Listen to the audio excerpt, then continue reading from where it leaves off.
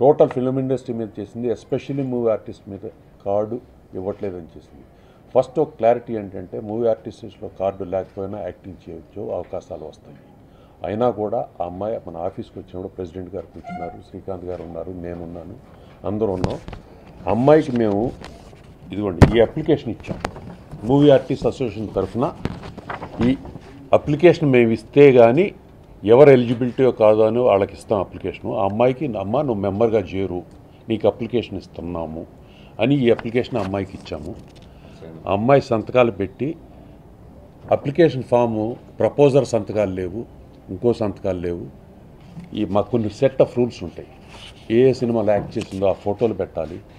ఈ పెట్టిన తర్వాత అమ్మ ఇది మీరు పెట్టు, దీనికి డబ్బులు కట్టాలి, దీనికి ఫీజు ఉంది, ఆ ఫీజు కట్టాలి. ఫీజు డబ్బులు ఇవ్వలేదు, ఓన్లీ అప్లికేషన్ డబ్బులు మాత్రం ఇచ్చింది. ప్రపోజల్ సంతకాలు లేవు.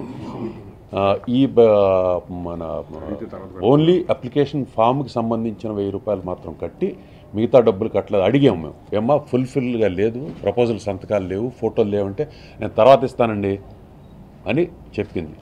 సరేనమ్మా అనేసి ప్రెసిడెంట్ గారు చెప్పారు. ఓకేనమ్మా నీకు అప్లికేషన్ ఇచ్చాం కదా, ఇప్పుడు దయచేసి ఇక నుంచి నీకు అప్లికేషన్ కోసం కార్డు కోసం ఫైట్ చేస్తున్నావు కాబట్టి రేపటి నుంచి దయచేసి నువ్వు ఇటువంటి టీవీలకి వెళ్ళొద్దు, ఎటువంటి దోషణలు చేయొద్దు, నీ కార్డు మా అసోసియేషన్ నుంచి మేము ఇదిగో అప్లికేషన్ ఇచ్చాం అని చెప్పింది. అలాగేనండి, సారీ అండి, ఇంతకుముందు జరిగిందండి అలాగైందంటే ప్రెసిడెంట్ గారు అన్నారు, అమ్మ ఇంతకుముందు జరిగినవన్నీ జరిగిపోయినాయి, దాన్ని మేమేం క్వశ్చన్ చేయట్లేదు, నీ తప్పు, నీ ఎలా మాట్లాడో ఎందుకు మాట్లాడో ఏం అడగట్లేదు నువ్వు, ఇక ఫర్దర్గా నువ్వు కనుక ఇలా మాట్లాడితే కనుక నీకు ప్రాబ్లం అవుతుంది, చేయంటే నేను చేయనండి అని. ఈ అమ్మాయి ఒక్కతే కాదు, మాకు ఆల్రెడీ ఉన్న మెంబర్స్లో కూడా ఎవరైనా అలా ప్రవర్తిస్తే వాళ్ళు తీసేస్తాము, మా రూల్స్ అయ్యి. సో అన్నీ చెప్పి ప్రెసిడెంట్ గారికి దండం పెట్టి అన్ని పెట్టి వెళ్ళిపోయి మెట్లు దిగుతూ వెళ్ళిపోయాను. కానీ ఇప్పుడే వెంబటే సోషల్ మీడియాలో మా అసోసియేషన్ గురించి బ్యాడ్గా మాట్లాడుతుంది. సరే పెట్టింది ఇది మళ్ళీ ఆ అమ్మాయికి ఏం చెప్పామంటే, అమ్మ ఇది అప్లికేషన్ తీసుకుని ఈసీ మీటింగ్లో పెడతాం. మా రూల్స్ ఎలా ఉంటాయంటే మాకు ఈసీ మీటింగ్లో పెట్టి ఇది అందరికీ చూపించి అండి ఈ అమ్మాయి 4 సినిమాలు చేసింది, 3 సినిమాలు చేసింది, మనం ఇద్దామా మెంబర్షిప్ లేదా అని ఒక డిస్కషన్ పెడతాం. పెట్టుకుని అప్పుడు మెంబర్షిప్ కార్డు ఇస్తాం. అప్పుడు దాకా వెయిట్ చేయమ్మా, అప్పుడు దాకా కార్డు రాదంటే సరేనండి అలాగేనండి నేను వెయిట్ చేస్తాను, ఏం మాట్లాడినామని ఇన్ని చెప్పిన తర్వాత కూడా మళ్ళీ వెళ్ళిపోయి ఆ అమ్మాయి అలా మాట్లాడింది. సరే మాట్లాడిన తర్వాత ఇవన్నీ అయిపోయింది, we're keeping quiet. But day before yesterday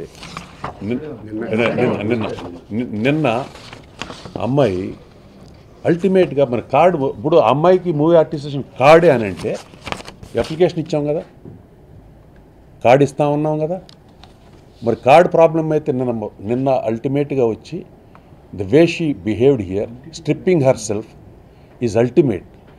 I feel she has got some problem. She doesn't, card కోసమే కాదు ఆమె, ఆ కార్డు కోసమే కాదు అమ్మాయి, I don't know what intention she is having.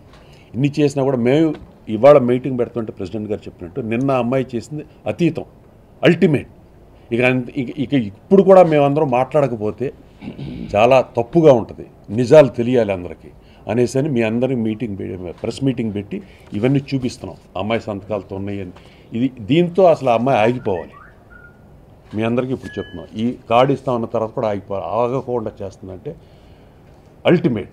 అందుకోసమే అందరూ మీటింగ్ పెట్టుకుని పెద్దవాళ్ళతో మేమందరం మీటింగ్ పెట్టుకుని అమ్మాయికి ఇటు ప్రెసిడెంట్ గారు చెప్పారు, కార్డు ఇచ్చే ప్రసక్తే లేదు, అమ్మాయితో యాక్ట్ చేసే పనే లేదు అనేసి ప్రెసిడెంట్ గారు చెప్పారు. మేమందరం కూడా దాని మీద కట్టుబాటుతో ఉన్నాం.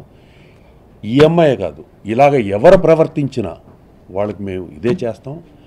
మా మెంబర్స్లో ఉన్నవాళ్ళు కూడా రేపొద్దున పొరపాటున ఇలా బిహేవ్ చేసినా కూడా వాళ్ళకు కూడా ఇదే జరుగుతుంది. This is what we want to tell you. నిజాలు చెప్పాము మీకు, జస్ట్ దిస్ ఇస్